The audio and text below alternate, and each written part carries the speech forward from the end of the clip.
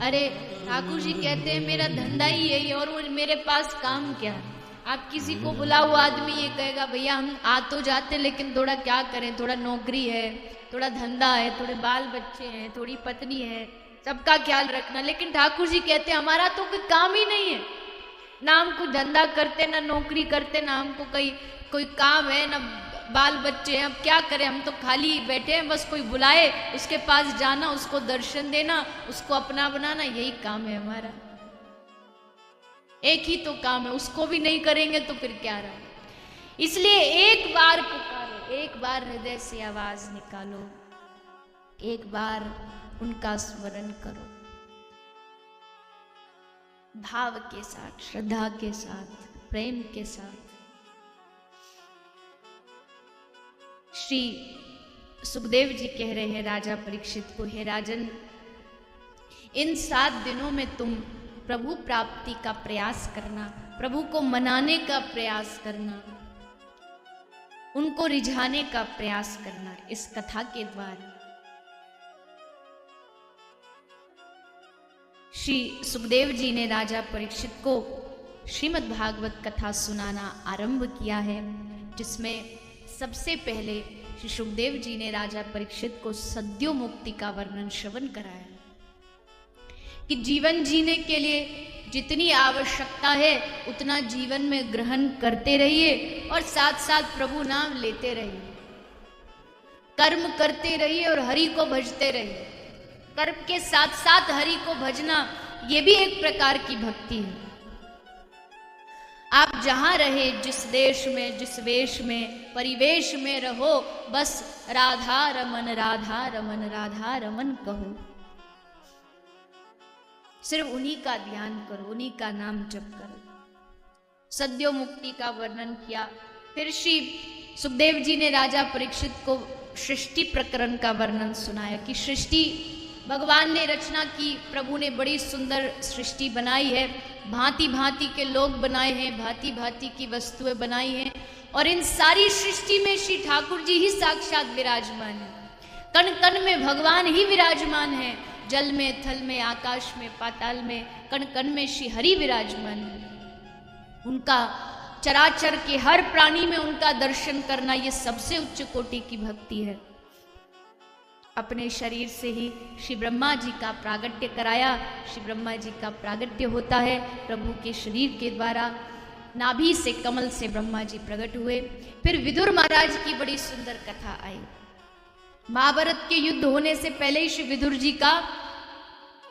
विदुर जी ने गृह त्याग कर दिया, क्योंकि देखा कि ये कौरव तो पूर्ण प्रकार से अधर्म करने पर उतर आए हैं, यहां रहना ठीक नहीं है। श्री विदुर जी छोड़ करके चल दिए, एक छोटी सी कुटिया बना के उसमें रहते थे।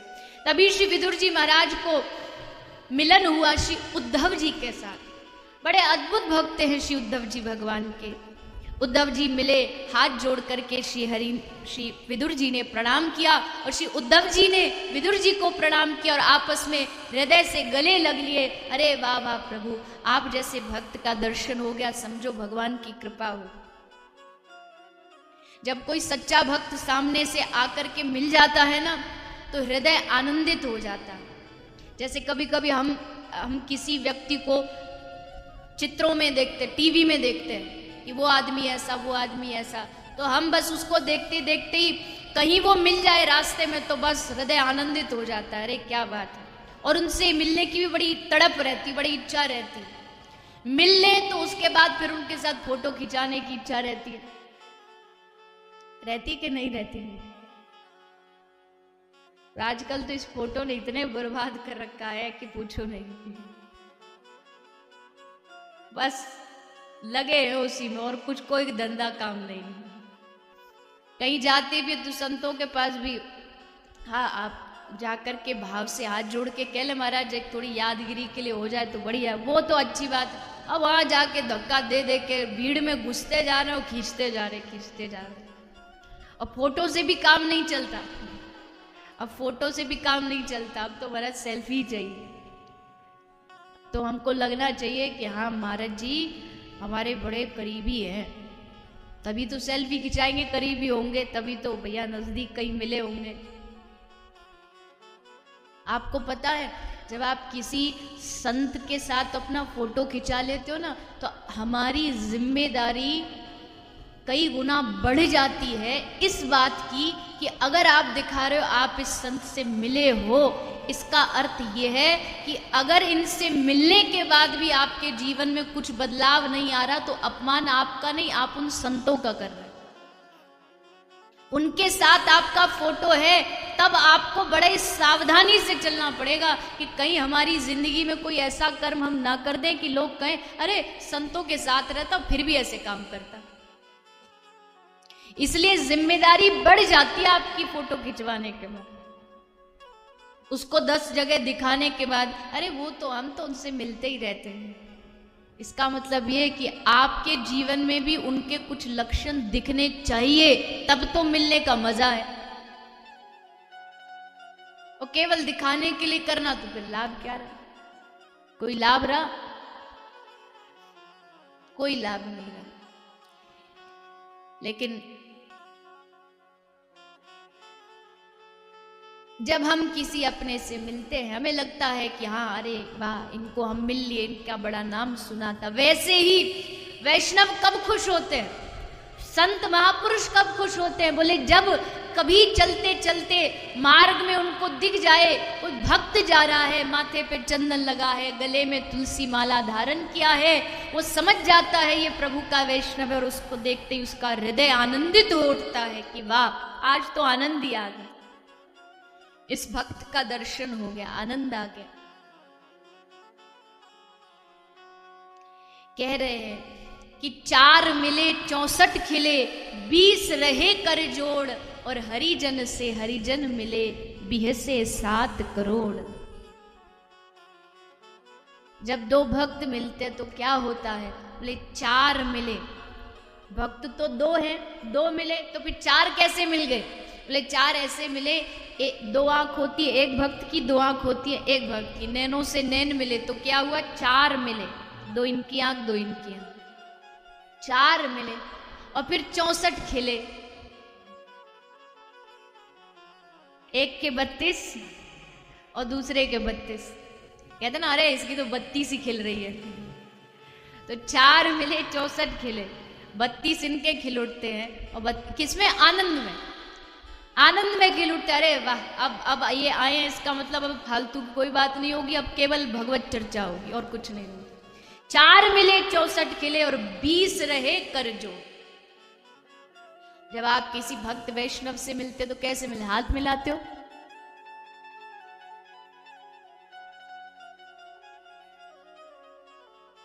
सिस्टम बदल गया हो आज का तो पता नहीं है, बाकी किसी भक्त से कोई हाथ हाय तो हाय हेलो तो करता नहीं, हाँ जी हाय हेलो।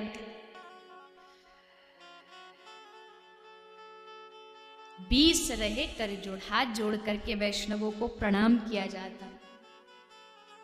वांछा कल्प तरुभ्यश्च कृपा सिंधुभ्य एव च पतितानां पावनेभ्यो वैष्णवेभ्यो नमो नमः। वैष्णवों को प्रणाम किया जाता है। 4 मिले 64 खिले, 20 रहे कर जोड़, और हरिजन से हरिजन मिले, बिहसे 7 करोड़। 3.5 करोड़ रोमकूप होते हैं एक जीव के शरीर में, 3.5 करोड़ इनके खिल जाते हैं और 3.5 करोड़ उनके उठते हैं। बिहसे 7 करोड़, आनंद आ जाता है। अरे वाह प्रभु, आज तो आपने अति कृपा कर दी हमारे ऊपर। कृपा क्या है भगवान की बताइए? कृपा ये नहीं होती कि हाँ काम धंधा अच्छा चल रहा है ये कृपा है, बेटा बेटी कहना मानते ये कृपा है, चोरी का ब्याह हो गया छोरे को बढ़िया बहू मिल गई ये कृपा, ये सब कृपा नहीं होती। कृपा क्या है? कहा पुण्य पुंज बिन मिलहु न संता, सत्संगति संश्रुति कर संता। अब मोहे भा भरोसा हनुमंता, बिन हरि कृपा मिले नहीं संता। बिना उनकी कृपा के संत मिल ही नहीं सकते, और संत मिले यही इस बात का परिणाम है कि अब ठाकुर जी की कृपा है। वैष्णव भक्त मिल गए, यही इस बात को प्रमाणित करती है कि श्री प्रभु ने हम पर कृपा की। नारद भक्ति सूत्र में श्री नारद जी कहते हैं, महत संगस्तु दुर्लभो अमोघ अमोघश्च, यानी श्री ठाकुर जी जब कृपा करते हैं, जो अगम्य है, जो अमोघ है, ऐसे संत महापुरुषों का हमसे मिलन होता है। और उन मिलन के द्वारा ही, जैसे कभी कभी एक कीड़ा होता है, एक कीड़ा हो और वो कीड़ा किसी गौ माता के गोबर में प्रवेश कर जाता हो और उसका कंडा बना दिया जाता है, और फिर उस कंडे को भगवत संबंधी कार्यों में, पूजा में, हवन में उपयोग किया जाता है, यज्ञ में उपयोग किया जाता है, तो वो जो कीड़ा है वो बड़ा बड़ा निकृष्ट है, अर्थात कोई पूर्व जन्म के उसके कर्म थे कि वो कीड़ा बना, लेकिन उस गोबर का संग पाकर के वो कीड़ा भी भगवत कार्य से जुड़ जाता है। मेरी बात को समझिएगा कि जब कोई व्यक्ति भले अधम हो, भले पापी हो, लेकिन अगर वो श्रेष्ठ के साथ जुड़ जाएगा तो श्रेष्ठ के साथ जुड़ते उसकी पदवी भी बढ़ जाती है, अपने आप बढ़ जाती है।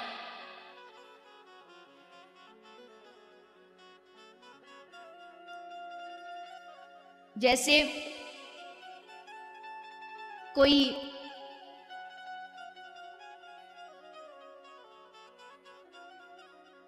मास्टर हो, टीचर हो, और उस मास्टर से उसका ब्याह हो, उसकी बहू आए, अब बहू एकदम अंगूठा छाप है, उसको ABCD भी नहीं आती, लेकिन जब उसको पुकारा जाएगा तो मास्टर की पत्नी को क्या बोलेंगे? मैडम।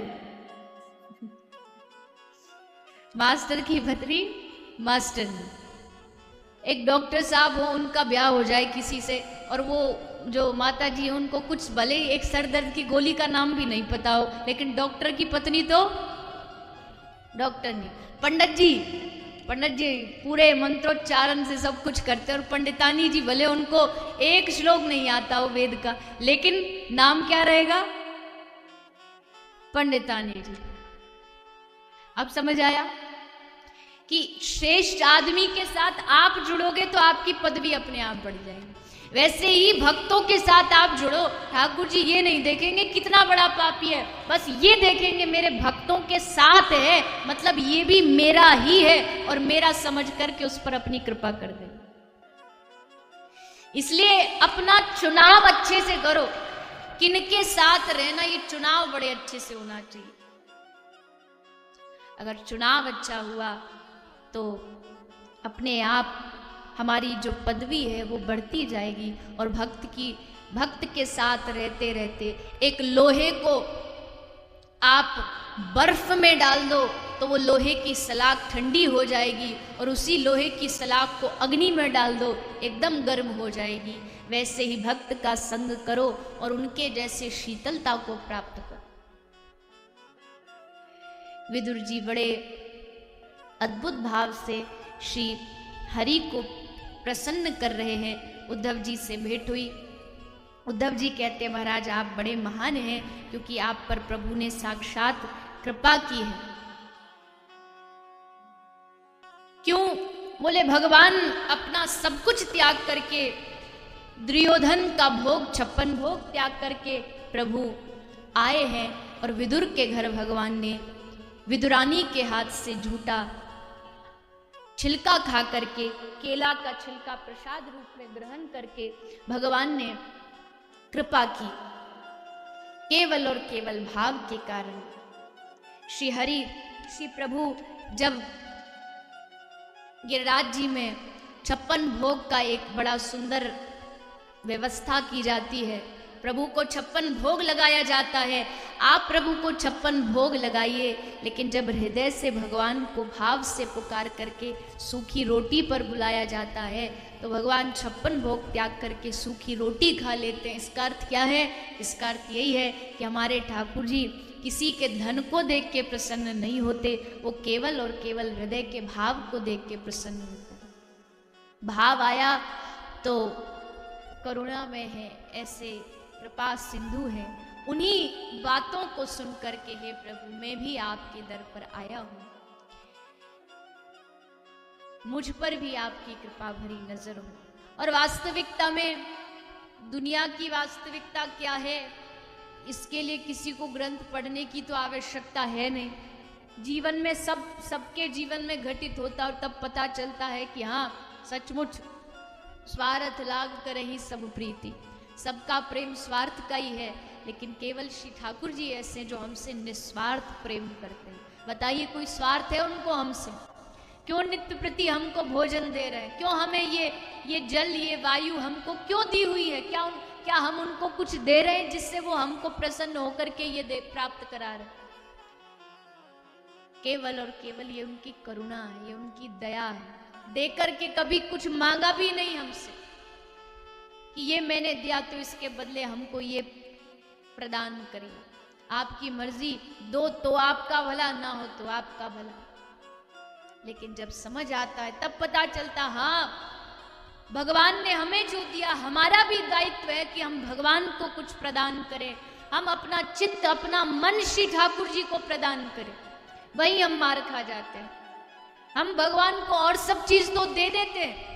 हम बारी आई किसी ने कहा भगवान को ये चाहिए वो चाहिए, भोग लगाना है, इतना दान चाहिए, वो तो हम दे देते। लेकिन जब दिल देने की बारी आती है तो हम नहीं देते। दिल देने की बारी आती है तो ये हृदय संसार को दे देते हैं। भगवान कहते गोपी तू तन संसार को दे दे, तू अपना धन संसार को दे दे, लेकिन जब मन देने की बारी आए तो तू संसार को मत देना।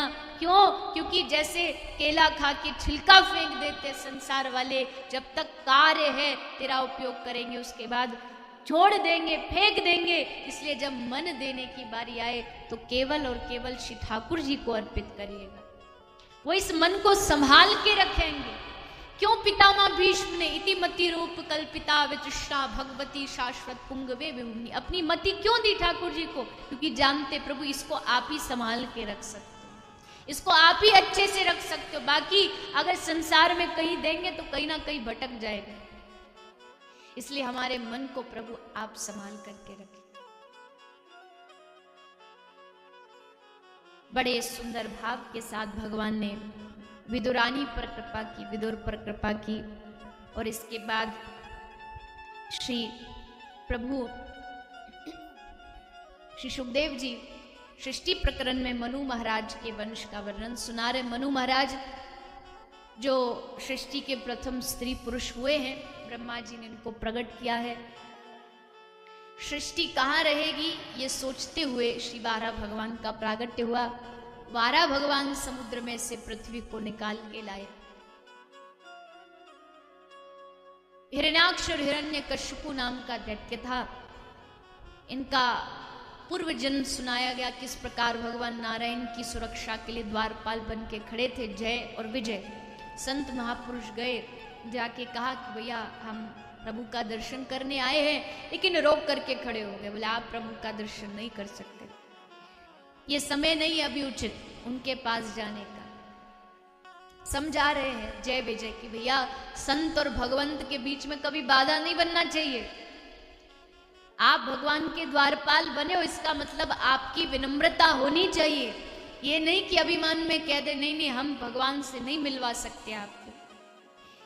इसलिए खूब कहा लेकिन इनकी समझ नहीं आई।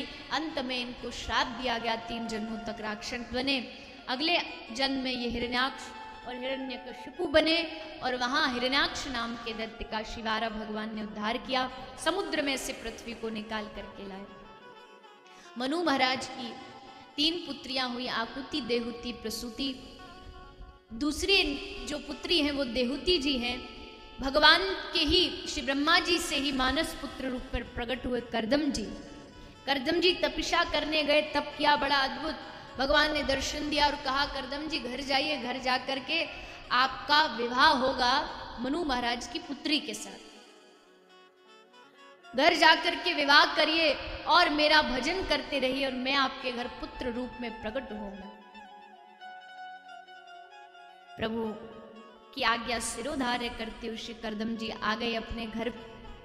यहां आकर के अपनी कुटिया में ठीक 3 दिन बाद मनु महाराज मां देहुति को लेकर के पहुंचे। मां देहुति आई है, श्री करदम जी ने स्वीकार किया माँ देवती को, इनके साथ विवाह करके